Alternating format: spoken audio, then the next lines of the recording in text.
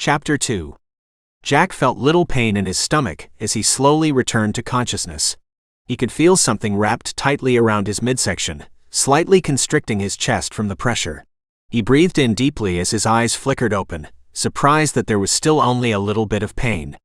He could vividly remember being thrown backward and having a sharp piece of metal pierce him. The feeling of cold coming over him as his blood dripped from his body. The beautiful young woman that he had helped free. He could remember all of it, but none of it even so much as hinted at where he was. He should be dead or in a serious amount of pain. Instead, he was lying in a comfortable bed, alive and in very little pain. His hands roved over his stomach as his eyes took in his dim surroundings. Wherever he was, there was very little light in the room itself. A closed door in the corner had light spilling in from the crack underneath it, lending the space the little illumination it possessed. Jack looked down at his chest as his hand felt the rough edges of the bandage that was wrapped around him. For the first time, he realized that he was barely clothed. His shirt was missing, as were his shoes and socks. Luckily, whoever had bandaged him and taken his clothes had left him his pants. Pulling the blanket that covered his legs to the side, he carefully swung his legs over the edge of the bed and onto the floor. Making sure his feet were flat on the ground, he struggled to stand and then promptly crumpled to the floor with a groan and a thud. He had pulled at the wound in his stomach when he had stood. The resulting flash of pain was off, though. It wasn't a sharp pain like he would have expected for such a fresh wound, but instead, it had felt more like he was pulling at stitches or partially knitted together skin. It had been a dull pain that pulled at the core of his stomach. Carefully, he hauled himself to his knees and began pulling at the edges of the bandage. He needed to see what had been done to him. The door to the room swung open with a slam, startling him and drawing his eyes to the person that was rushing to him. "What are you doing? Get your hand out of the bandage right now," she yelled at him as she roughly pulled his hand away from his stomach. Who are you?" he asked as she pulled him to his feet, ignoring his pained wince. She quickly let go and hid her hand behind her back. Light from the now open door flooded the room, forcing his eyes to adjust painfully. Everything gradually swam into focus, and he was able to see that it was the same girl that he had pulled from the rubble. "You," he said stupidly, not quite comprehending what was going on. The light from the doorway cut off as it was blocked by a large form before she could respond. The sudden lack of light drew his eyes to the door and the imposing backlit form that stood there. "How is the boy?" a deep gravelly voice asked. The girl jumped back from him, her eyes wide and slightly frantic looking. He pulled his eyes away from her with some difficulty, and to the man at the door. "Who are you people?" Jack asked carefully, backing away from them until he felt the edge of the bed pressed against the back of his legs. He seems to be intact, although he was just about to do something stupid like pull at his bandages, she announced, her eyes crinkling at the edges as she smirked. "Good. Give him a shirt to wear and then bring him out to the living room. There is a lot that we need to talk about," he said firmly before walking away, letting light flow into the room once more. "Yes, Father, we'll be out in just a minute." The smirk had faded from her face, only to be replaced by annoyance. She stood there for a few more seconds, looking at him with a queer look in her eye, like she was trying to figure out a problem or what something meant. Jack cleared his throat as he crossed his arms in front of his chest, drawing her eyes to his tanned chest and the bandage peeking out from behind his arms. "There was talk of getting me a shirt?" he said with a smirk of his own and a raised brow. "Right, a shirt. Give me a moment to get it. I ran your shirt through the wash while you were out. It should be dry by now. Leave your hands off the bandage while I go get it." She hurried out the door, leaving him alone as he slowly sank onto the bed. What was going on here? There had been a piece of metal sticking through his chest, and now he was doing fine. How did any of this make sense? He should be dead right now, not sitting on a bed like nothing was wrong. More than anything else, though, he wanted to know who these people were. What had the girl been doing up there so late at night that would cause part of the floor to collapse? There was something about her, though, that was drawing him in, and it was more than just her looks. She was beautiful, there was no denying that, but it was a pull of another kind. Something almost otherworldly. His hand moved to the bandages around his chest as he thought. There was something going on that was far outside the realm of normal, that was all he knew for sure. The girl hurried back into the room, her steps quick and sure as they touched the soft carpet in rapid fashion. She held out his clean and still warm from the dryer long-sleeve dark blue shirt. "Thank you," he began, as he took the shirt from her hands and began threading his arms into the sleeves. "Sorry, I don't know your name yet." "Kaitlyn, my name is Kaitlyn Lockitcher," she said softly as he pulled the shirt over his head and onto his body, hiding the bandage from view. "Nice to meet you, Kaitlyn. My name is Jack," he told her, leaving off his last name. He hated introducing himself to people, primarily because of his stupid last name. It was such a ridiculous last name, he had been teased mercilessly about it as a child. So he avoided even thinking about the name whenever he could. "How am I not dead? I distinctly remember a rather sharp piece of metal plunging into my body. Now I haven't seen the wound because you won't let me remove the bandage, but I know it doesn't feel like I was just on death's door." She winced slightly at his question, drawing his eyes to hers. They were electric blue and filled with uncertainty. "I think it is best if we go to the living room now. My father can explain everything to you. I'm sure he has a number of questions that he would like to ask you as well." Her eyes cleared slightly as she spoke. "Fine, lead the way." Jack managed to bite off as he waited for her to move. He wanted answers, and while he was thankful that they had somehow managed to save him, but he knew something else was going on. It was the unknown that was making him nervous and putting him more than a little on edge. Kaitlyn stepped back as her eyes widened for a second before narrowing into angry slits that obscured the brilliant blue of her eyes. Spinning on her heel, she turned her back to him and stomped from the room, her anger palpable as it filled the air between them. Jack followed behind her, careful to not make any more noise than needed or to attract her attention. He did not need to make her any more annoyed or angry with him than he already had. It wasn't her fault that he had no idea what was going on. Actually, no, he took that back. It was her fault, since she had decided not to tell him anything but her name. He sighed softly as he walked behind her and into a large room filled with couches and comfortable-looking overstuffed chairs.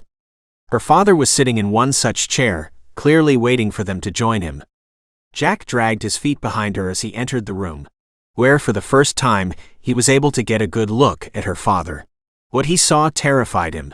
The man was a mountain. Even sitting down, it was obvious that he was tall. His arms bulged at the sleeves of his shirt, letting the sharply defined muscles show through the sleeves. His short brown hair and his sharp steel-colored eyes gave him a dangerous look that mixed well with the straight line of his mouth. "Jack," Kaitlyn began, stopping in front of her father. "This is my father John, Dad, this is Jack." Jack remained behind her when her father made no move to stand or try to shake his hand. Kaitlyn reached for his hand, stopping at the last second. Pointing, she guided him to the couch across from her father. He took the far end of the couch, positioning himself on the opposite end from her and away from her father. He managed to sit down on the couch with only a small wince of discomfort from his stomach. Her father John raised his brow as he watched them get seated before clearing his throat. "What exactly happened tonight?" he asked, fixing his eyes on Jack and speaking in a surprisingly gentle voice. "My daughter has already explained some of what happened from her perspective. Now I want to hear it from you." Jack flicked his eyes from father to daughter and back again, trying to mentally catch up with everything. Wait, he practically yelled, thrusting his hands outward. "I think there are a few things that need to be cleared up before any of that. I want to know what the hell happened tonight. And before any of that, I want to know why I'm in barely any pain. What is going on?" To his side, Kaitlyn lowered her eyes, clearly unsure of what she should say to him.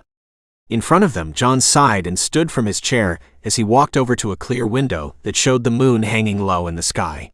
"I promise we'll explain everything afterward, but please tell us what happened first." Jack sat drumming his fingers on his leg for a few seconds as he deliberated about what he should do. With a short nod of his head, he let his hand fall by his side and began talking while trying to keep his eyes on both of them at the same time. Running his hand through his long hair, he dragged it from over his face and began. "It all started with my ex-best friend Steve, and him abandoning me at the first sign of something weird going on."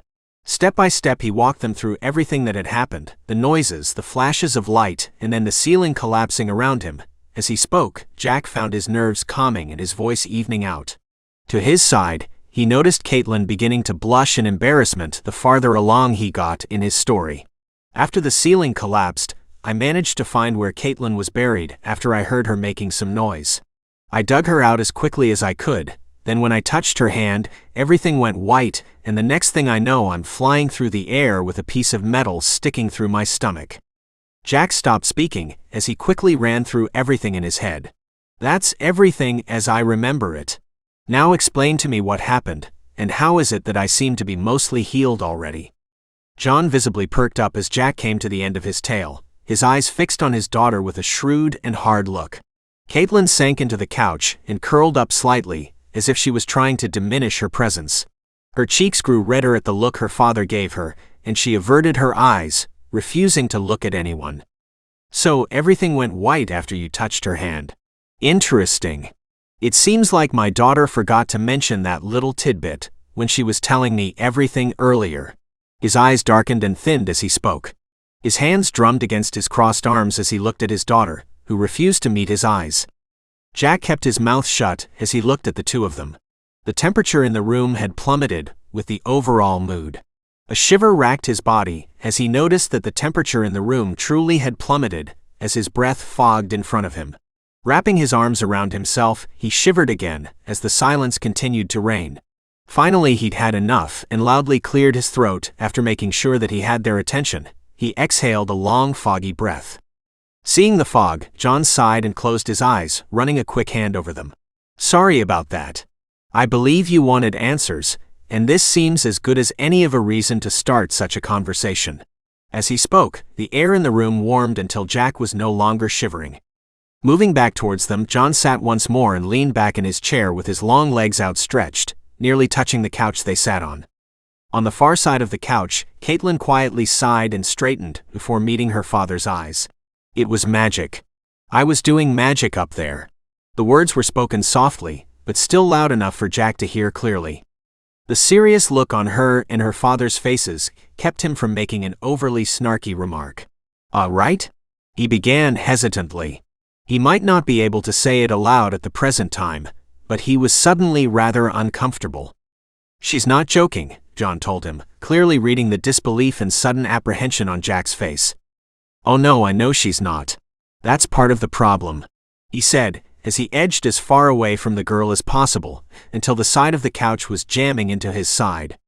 John looked at him for a second before extending his hand palm up. An orb of blue-white light came into being, hovering 6 inches over his hand, pulsing in time with Jack's heart.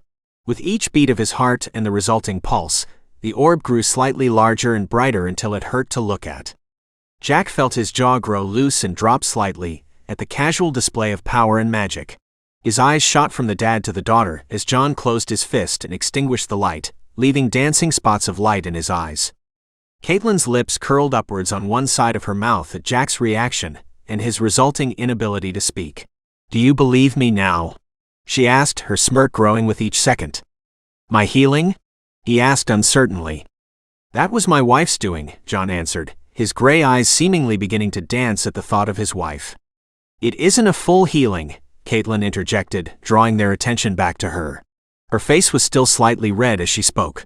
All it does is accelerate the body's natural healing speed.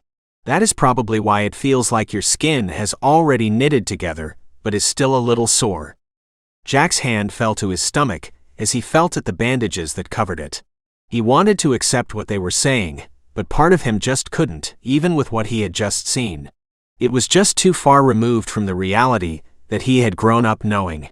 It was a fantastical concept that had no place for him in it, and knowing that was sadder than not knowing magic existed at all. Where is she? I feel like I should thank her or something, he asked softly, forcing the words out. She's asleep right now. Healing you took a lot out of her, John answered seriously. Why did you save me to begin with? You helped my daughter. It was only natural. Besides, she was screaming her head off when she called. Helping you was the only thing that calmed her down.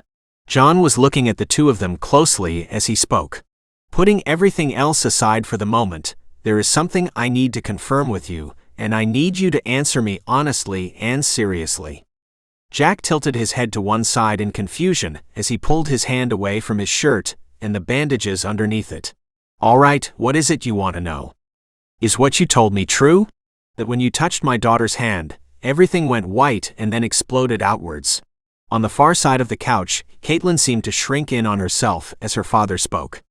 The confusion was obvious on Jack's face as he answered, "Yes, that is what happened." "Why does it mean something in particular?"